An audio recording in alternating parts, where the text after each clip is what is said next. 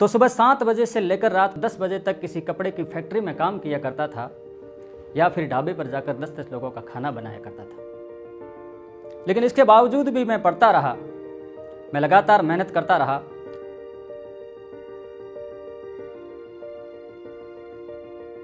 मेरी कहानी की शुरुआत करें तो मेरी कहानी शुरू होती है भारत पाकिस्तान के बॉर्डर पर बसे हुए राजस्थान के बाड़मेर जिले के एक छोटे से गांव ऊंडखा से, जहां पर मेरे घर के नाम पर एक छोटी सी झोंपड़ी हुआ करती थी।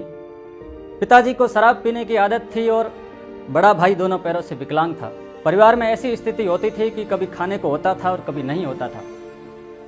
कभी ऐसे भी दिन आते थे जब लाल मिर्च को कूटकर उसमें नमक और पानी मिलाकर उसमें से रोटी डुबोकर खाना पड़ता था। यानी मेरा बचपन बहुत अभावों में बीता।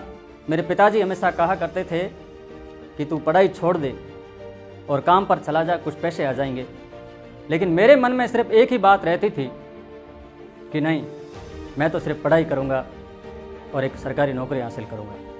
तो सुबह 7 बजे से लेकर रात को 10 बजे तक किसी कपड़े की फैक्ट्री में काम किया करता था या फिर ढाबे पर जाकर 10-10 लोगों का खाना बनाया करता था। लेकिन इसके बावजूद भी मैं पढ़ता रहा, मैं लगातार मेहनत करता रहा।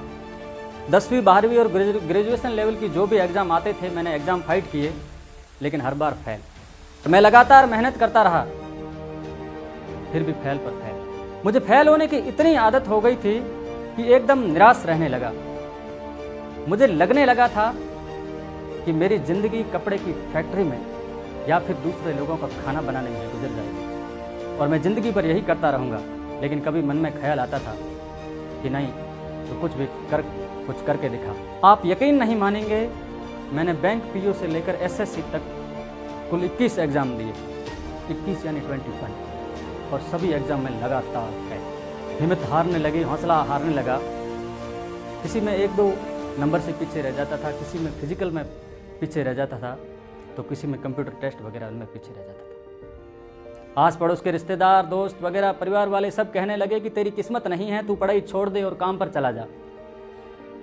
लेकिन मेरे मन में हमेशा एक ही भावना आती थी, एक ख्याल आता था कि जब रेलवे स्टेशन पर चाय बेचने वाले नरेंद्र मोदी देश के प्रधानमंत्री बन सकते हैं, एक छप्पर वाले घर में रहने वाले रामनाथ कोविंद जब देश के राष्ट्रपति बन सकते हैं, अखबार के बंडल उठाने वाले अब्दुल कलाम जब देश के राष्ट्रपति बन सकते हैं, जिनके माँ बाप का बचपन में कत्ल हो गया ऐसे मिल्खा सिंह जब देश के लिए कॉमनवेल्थ गेम्स में गोल्ड मेडल जीत सकते हैं, तो मैं क्यों नहीं कर सकता।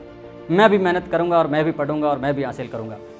मन में ये ख्याल आता था, रख हौसला वो मंजर भी आएगा, प्यासे के पास चलकर स्वयं समंदर भी आएगा, थक कर ना बैठे मंजिल के मुसाफिर, तुझे मंजिल भी मिलेगी और मिलने का मजा भी आएगा।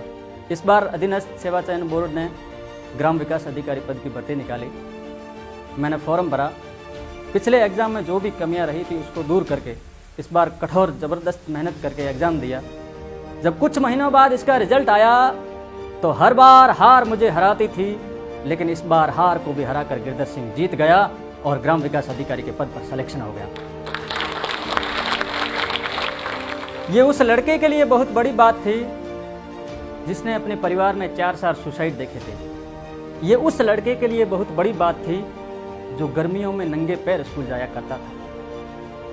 ये उस लड़के के लिए बड़ी बात थी जिसने अपनी ज़िंदगी को किताबों और कपड़े की फैक्ट्री के बीच में काटा था। ये बस हुआ तो सिर्फ इस वजह से कि मैंने अपनी हिम्मत को कभी टूटने नहीं दिया, मैंने अपना हौसला बनाए रखा।